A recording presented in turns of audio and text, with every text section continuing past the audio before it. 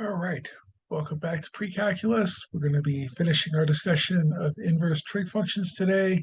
I think one of these problems is something I've put on a quiz before. They don't always have to be the hardest one. So this is a nice juicy word problem, couple of problems here, and we'll take a look at what's going on here, all right? So let's see here. So it says the requirements for the ADA, American with Disabilities Act, has wheelchair ramp must have a 1 to 12 slope. Okay, must have a slope of 1 to 12. That is, for every 1 inch in rise, there must be 12-inch in run.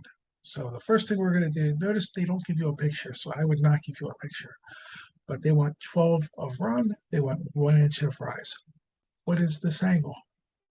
Okay, can you tell me an angle that we need a trig function that relates to an opposite? And then look at where we're looking at here. We're looking at this angle right here. An opposite to an adjacent side. Which trig function is going to do that? So we're going to say that the tangent of this angle is equal to 1 over 12. So theta is going to be the inverse tangent of 1 over 12. And they want it in degrees, and that's fine. Okay, so that's pretty much what you're doing here. And again, degrees is probably fine because you're probably going to talk to a carpenter to build this thing. They're going to appreciate it if you tell them that they want this in radians. I'm not saying carpenters can't understand radians, I'm just saying that they would probably work in degrees most of the time. So inverse tangent. Okay, inverse tangent is going to be 1 divided by 12. Is it okay if it's in the first quadrant? Sure it is, because that's what we're dealing with. So we want a 4 point, this is going to be about 4.8 degrees.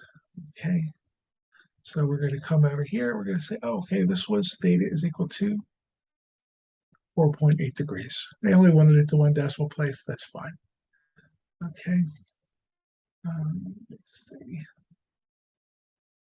Round to the nearest tenth of a degree. So they want 4.8 degrees. 4.8.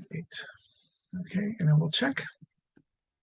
Hooray. And then we'll move on to the next part. Oh, if a ramp is 24 feet long, how much elevation does the ramp need to provide? Okay.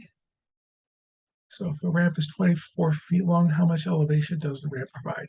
So now that we have our 4.8 degrees, we can also use the ratio that's going to work either way. Okay. But right, we want this to be 28 feet.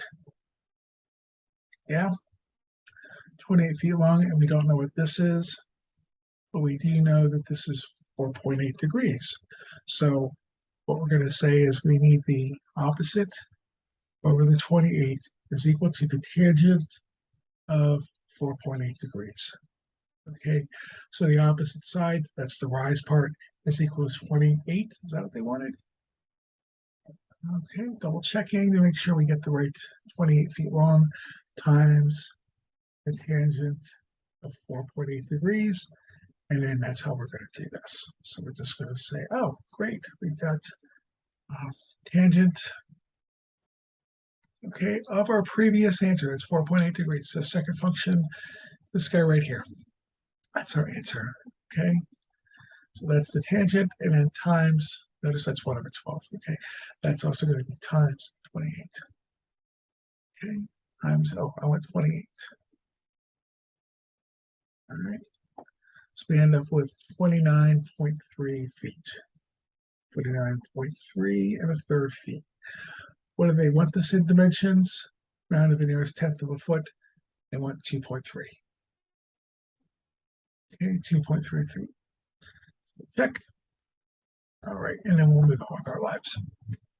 All right, and that's a pretty standard inverse trig function. Probably it's not a particularly exciting one. I promise the class does get harder.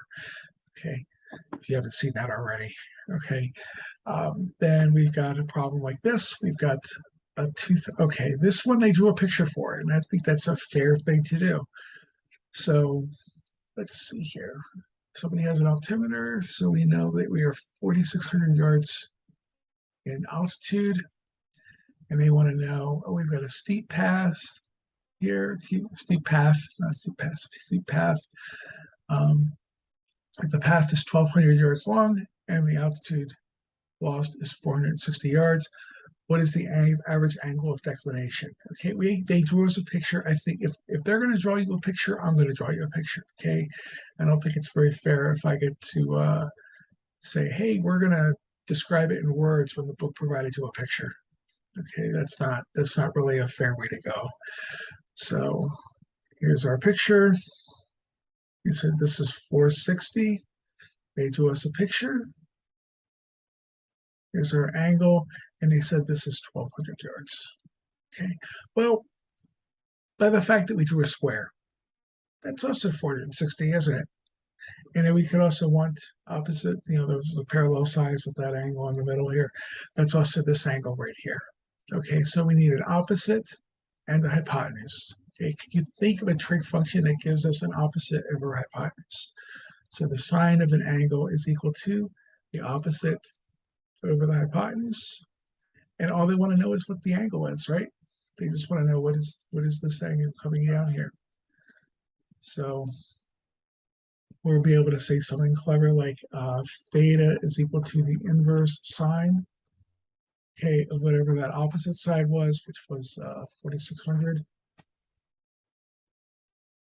Which is 460. What am I talking about? 4,600. 460. Okay, sorry, my cat's got the zips. And then divided by 1,200. He doesn't like it when I pick him up, so we're not going to do that. Okay, is it okay if it's in the first quadrant? Sure is. We're just talking about elevation of a path. Okay, so first quadrant will be just fine. It's okay. Actually, angle of declination is the same as the angle of inclination for this angle, but that's going to be the same angle. Okay, so we'll go back to our calculators here. We'll say inverse sine. Okay, and I want 460 divided by 1,200.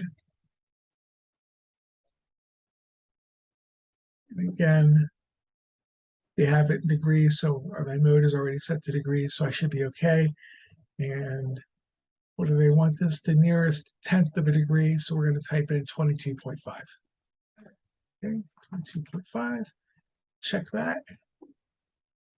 Okay, hooray. And then we can go on with our lives. So these are pretty standard word problems that have us do inverse trig functions. There's no tricks to these. They just want you to ask, like, here's a scenario, set up and find the angle. That's all there is to it. Okay, I promise you the tricky one's number 8. That'll be on there, but there's no reason they all have to be the tricky one. If I give you a word problem, it'll be pretty straightforward, just like this one is. Okay, and that's most of the way you use this. Just want you to be careful about inverse trig functions and understanding, like, sometimes they're around a circle somewhere, so you have to be careful. But if it's a word problem like this and it's set up, that's all they're asking you for. So we'll go on to chapter 5 next time, and I will see you in the next video. Thank you.